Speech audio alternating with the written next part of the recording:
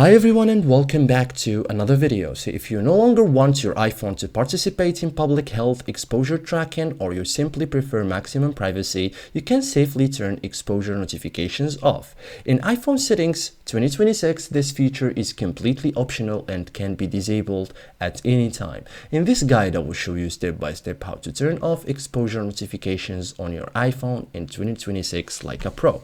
So first thing first, go to settings. Okay, so this is where all privacy and health related options are managed. So scroll down and type privacy and security. So this section controls permissions and system level privacy features.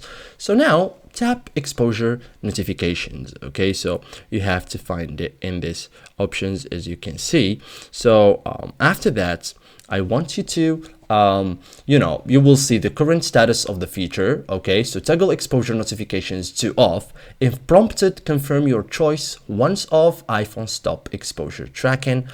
No background checks occur.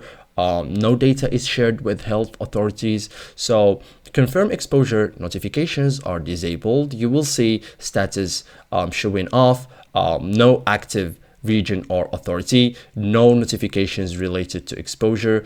The change applies immediately. Okay, so remove a connected region or app. So this is optional. If a region or app is listed, tap it and remove region or delete app. Okay, so this fully disconnects exposure services. Okay, so this is it, guys. Thank you for watching this video. This is how to turn off exposure notifications. See you in the next tutorial.